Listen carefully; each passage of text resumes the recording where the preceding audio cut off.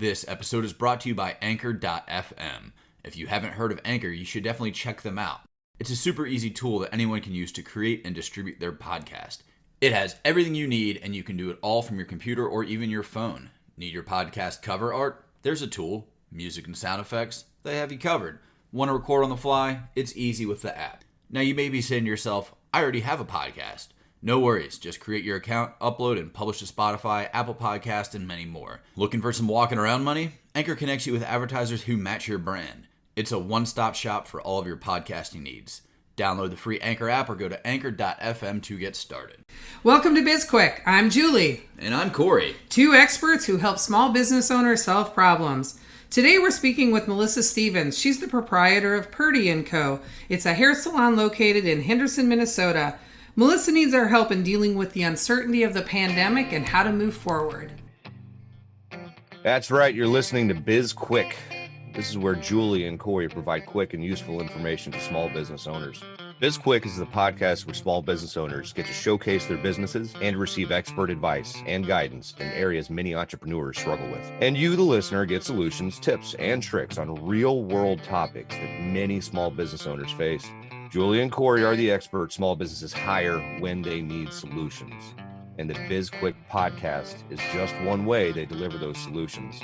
Let's start the show. Welcome, Melissa. Hi.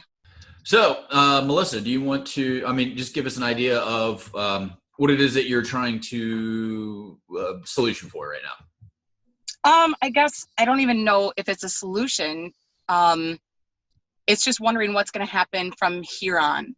You know, we were shut down. My hair salon was shut down for 10 weeks, and we are back in business at a limited amount of people we can have in the salon with other guidelines that we have to follow. And we're really hearing a lot of whispers of possibly getting shut down again. Not really sure how that's going to go, how we're going to handle it, and how we're going to move forth after that, and how long it's going to be. So that's where we're kind of sitting right now.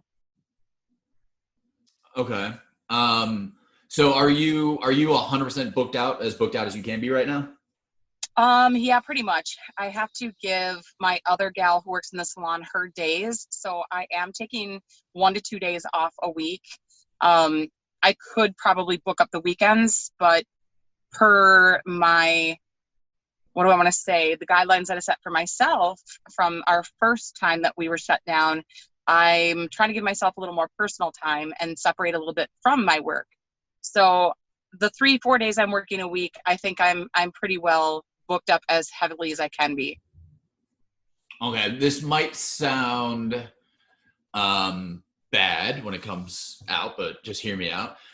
Is there a way that you can create a sense of urgency, like almost like using, and like I said, this can sound bad, using fear that your business might be closed again for an indeterminate amount of time to get people in the door? Because I know, having spoken with you and Julie and other women and how important hair is and getting your hair done is, like, can you, like the 10 weeks that you were closed, I'm sure people were going nuts that they couldn't get their cut, colored, whatever it is that they need to get done.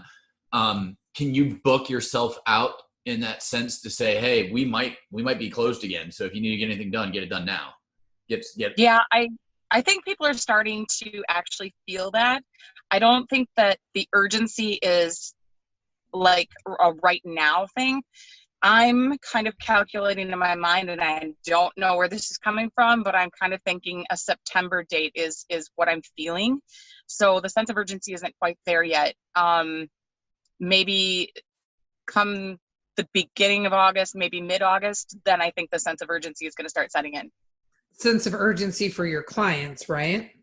Yeah, myself and them. And I think, like Corey was kind of saying, if I can kind of almost press, hey, you need to get in here. You need to get this done. I think that's when I'm going to start saying, it's uncertain, but there's whispers of us shutting back down again. You've got to get in. And then I'm going to have to hit, more days a week. Yep. What are you doing right now for days a week? I'm doing Monday, Tuesday, Thursday, and some Fridays. And I've even thrown in a couple of Saturdays here and there. Yeah, so I like the idea where Corey's going with getting as many people in now as you can, because that sort of pads your bank account, right? And gives you a little bit of cushion should you get shut down again, even if you are eligible to collect unemployment, which you should be, right? So you've got that can bridge the gap, but you're able to bring in extra income now, right? Yeah. Yep. I'm sorry, I didn't mean to cut you off. No, it's exactly it. I'm just trying to, get as much stockpiled now so that I know that I'll be safe for this second round that I'm anticipating is going to happen. Yep. And I'm sorry, how far out are you booked right now? Mid-August. Okay, that's pretty good. I think, what if you just started by opening up just even like one more day right now, or like a couple, like extending your hours a few days to get more clients, like starting now? I was gonna say, if you're booked to mid-August, that tells me that you have people that probably could book and fill up your time right now, right? Yes. And extending hours probably wouldn't work because I'm pretty much there from 10 to 10. Oh. Adding a Saturday or a Sunday is very possible for me if I were diligent enough to get the things done at home on Wednesdays and Fridays. That'd be perfect. Okay. Yeah, because you might be able to, and again, I speaking from zero experience, but I would imagine those people who are booked out later, if you could push them up in your calendar, you might be able to get them booked twice. Oh, definitely. And that way, I mean, you say, tell them to come in on this Sunday or whatever, whatever the extra day is that you're going to do, and then you can get them booked again. So essentially you're doubling that revenue. Definitely. Where else? So I know that on the revenue front, you're feeling some, uncertainty. Is there any other places where you're feeling uncertainty? I mean, does it extend beyond the revenue just for everything that's happening? While I'm back in work, right now, the only other uncertainty that I'm really feeling is we can't get a hold of the products that we need. A lot of us hairstylists are struggling to get just your general everyday products that you need to do your job because shipping apparently is not a thing. I'm just going to pinpoint like TG is one of my major products that I use. I actually ran out of back bar product. I was bringing shampoo from home to shampoo my client's hair because I cannot get a hold of the product that I use in the salon. So that's another uncertainty. What's going to happen with that? Will we be able to get the products that we need? If this happens again, I mean, we're unable to get a lot of them now. So, that's just another issue that we're facing. Do you ever go to this might be a ridiculous question, but not a hairstylist, though I have hair. So that I'm a slightly more knowledgeable than my co-host, but do you ever do you go to the beauty supply stores or anything like that? Can you buy your product there, or no, everything you have to order from a distributor? I order my color through a distributor, and that's fine. They didn't really feel the heat through this because they were able to keep getting their product. I go to a supply house in Mankato, actually, and I also go to there's one in Burnsville, Eden Prairie. They are unable to get the product in the supply house itself. They're unable to get it shipped. So I don't know what's happening in the shipping industry, or if it's, I don't know where their lines of, getting products and things comes from for them, but they're just unable to keep it on their shelf or get it on their shelf. So I could probably order it through a rep. Getting a hold of a rep and trying to find that out is a whole nother story. But supply houses are just, their shelves are empty. As far as we even went to Sam's Club the other day, their shelves are empty. It's nuts. So I don't know what's happening, if it's people overbuying or if it's just the shipping itself. Okay. And it's probably a combination of the two. Yeah. Have you started exploring other options for your products? So I don't know, but I mean, in terms of trying to find local solutions to things like your shampoo or stuff. I'm imagining the color you probably can't. That's not something that somebody can just whip up in their kitchen, but shampoos and other things like that. Have you explored those options? There are, and again, pinpointing with TG, I switched over to their product about 2 years ago, and it's just the ultimate product for me. I know Julie's even, used it, and and liked it in the past here. It's a really hot commodity. A lot of people want it. A lot of people are buying it, all of that. So I have actually bumped down and started using some different products, kind of against my own will, but I can at least get them. That answers one of my questions, because I was going to ask you if you could ship me some more of the shampoo and conditioner, but now I know you can't. Well, I might be able to somehow backdoor get some. I don't know. But if you can get some on the black market, let me know. Yeah, I will. Okay. Did you have any issue, like when you were able to reopen, I'm guessing clients just like flooded you with requests for appointments and whatnot, so you didn't lose customers really, right? I have gained, and I don't even know where the number would be. I've been open now for, I think it's 7 or 8 weeks. And in those weeks, I have gained probably about 20 new clients. Wow. Yeah, I've lost one.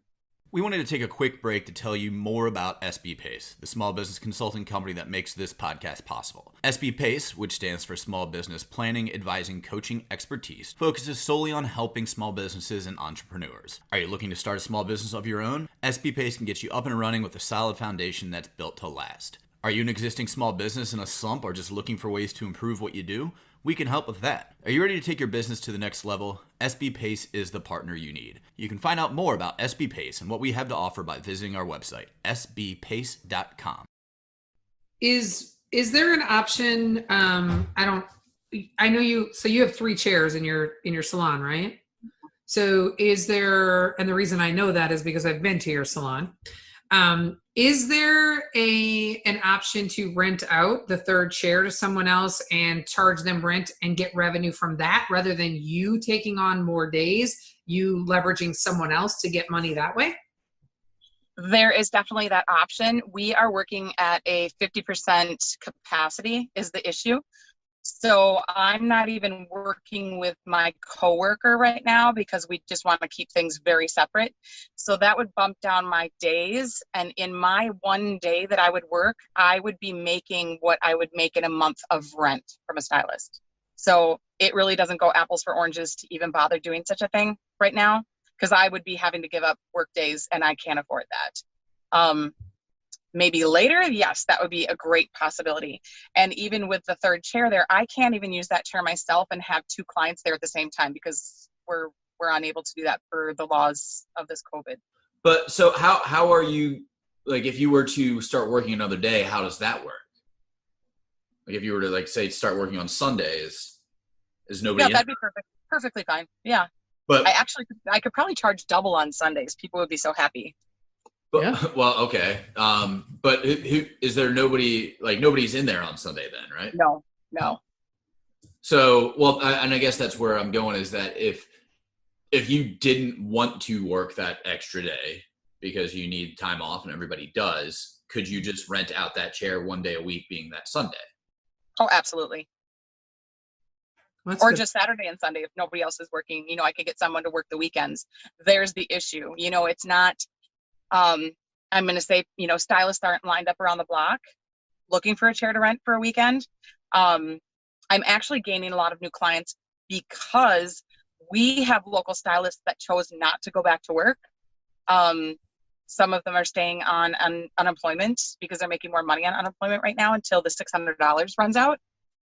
And they may be working in bigger box salons where there's multiple stylists in there, and they're limited as to the hours that they can work and different things like that. So per unable to work 32 or 34 hours a week, then they're able to stay on unemployment. So they're losing their clients, and they're coming to me. So it's not like I don't think I could find somebody to just step in and rent those couple days right now as times are. And now I'm thinking of how we could repurpose your salon, let's say on the weekends, as I'm stroking my beard right now. But I'm trying to think of maybe you can or can't get another stylist in there, and let's say you don't want to work another day of the week, which is fine. What else could you use your salon for? I mean, could there be like some sort of male groomer, dog groomer? I don't know. Like, well, and that's a really good question. I think that you would have to have something maybe, what do I want to say? Just cash and carry retail or something. Yeah, we can't do a dog groomer per the laws. You know, we can't have animals in there. You know, the Cosmetology Association has a lot of laws. So what you can and can't do in there and what you can and can't do, licensed, unlicensed, yada, yada, they really do regulate what we can have in a licensed salon. So you're kind of at a stronghold there too. I mean, I think shy of me just getting my old bones out behind that chair, you know, as many days as I can. I think that's what I need to do to just, you know, keep making money. And yeah, you know, I think it might also be helpful for you if you haven't already done this. And certainly this is something that, you know, that, well, I'll say Corey and I, but it's really Corey could help you with, is you should probably sit down, Melissa, and if you just run through this, like various scenarios of, from the revenue perspective of, you know, if this is what it's going to be like, let's say that the laws that the rules that you have to abide by right now stay in effect for, you know, all of the remainder of 2020 and all of 2021, like being able to project out what that means for your financials, also being able to figure out, like, you know, could you do like one Saturday a month where you're open, whatever it is, kind of play around with some different scenarios so that, you know, there are so many things, and even adding in a scenario of, let's say they shut down again for another 10 weeks or something like that, right? So that just to be able to play around and knowing like whatever lever you have to pull or that someone else pulls for you, what that's going to look like for you. And so that you feel like you at least have some level of control over knowing this is how much income is coming in. This is what we're going to have. Here's our worst case scenario, and be able to at least plan, because we can't control the COVID, but we can control a lot of other things around it. And that might at least help you, give you some peace of mind where you're like, oh, okay, here we are. Here's what we have. yeah. And I think that, I mean, you know, making hay while the sun shines is obvious at this point. But I think what we need to work on right now is what can we do, like with the assumption that there will be another shutdown. Yeah. Assume there's another shutdown in, like you said, September, and make the assumption that maybe there won't be, you know, trillions of dollars thrown at it this time. Right. So I did move forward with one thing that I really, the state of Minnesota, I don't know what their feelings are on it, but I have it. It's done. I applied for a homebound service permit. Good for you. So what I mean, literally what it's written is I can go into nursing homes. Well, now I can't, but you know what I mean. Nursing homes, people's homes, if they're homebound, and do all of my services, and I can charge full prices. I can do whatever.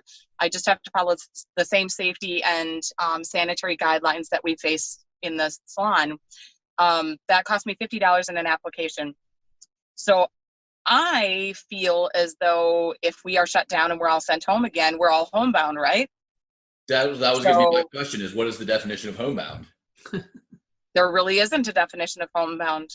You know, what one person's, I don't know. I mean, there could be one person who has a broken leg and they're homebound. There could be, you know, someone who is, you know, in a nursing home. Of course, they're homebound, you know, different things like that. So per the state of Minnesota, there are no written guidelines in the laws and rules book. So I feel as though I can just go do hair. So I'm not feeling as threatened as I was last time if we do get shut down, because I still will be able to go and do my craft with people and be able to be paid for it. So I also did look into, I sent an email to the state of Minnesota when I was shut down last time, and I just plainly asked, what can I do? You know, can I go to my neighbor's house and cut their hair? Can I go to my uncle's house and cut his hair? Can I cut hair at home? What can I do? And the response that I had gotten from the state of Minnesota was that they are set forth to regulate those who are doing hair for compensation. If I am going into someone's home or doing hair at home for zero compensation, they cannot regulate me in any way. So, hey, if I want to just, do some free hair and keep up with what I'm doing and just make me feel better because I'm doing something, I can also do that. Or tips compensation? Any form of money, a meal, bartering, anything is compensation. So you would just have to walk away with nothing, which is fine with me, But you could charge them double the next time they come into your salon.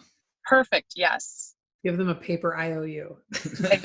Exactly. I'm still stockpiling and putting away. Before, when we got shut down the first time and I talked with you guys, I remember saying that I had a little bit in a savings account, and you had mentioned that I was one of the only people that you had talked to that really had some money put away. And let me tell you, I've got that and then some put away this time. So I feel a little better going into things. I'm not as threatened. I'm not as scared. I'm actually, I might get backlash for this, but I would enjoy another vacation.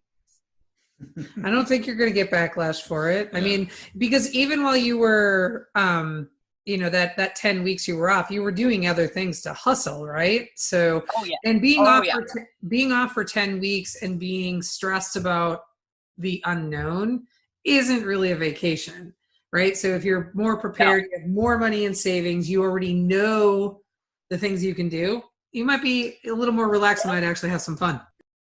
All right. Well, I think that's great. Hopefully we were able to give you at least some ideas for how you can feel a little bit less anxious about what's coming. Oh, definitely.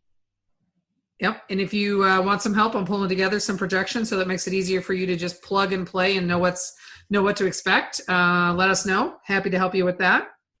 All right. Well, thanks for your time, Alyssa. Yeah. No, thank you. It's always good talking to you guys. All right, that was a great show today. It was. Special thanks to Melissa Stevens, our guest, who is the proprietor of Purdy Co. It's a hair salon located in Henderson, Minnesota. Melissa reached out to us because she's not sure what to expect for her business's future. We're going to give you the ways you can contact her, but you can check the show notes for the exact spelling and exactly how to reach her. So Facebook, it's Purdy Co. And she has a website, which is also purdyandco.com. Again, check out the show notes to get the precise spelling of it. You should also head on over to our website, sbpace.com.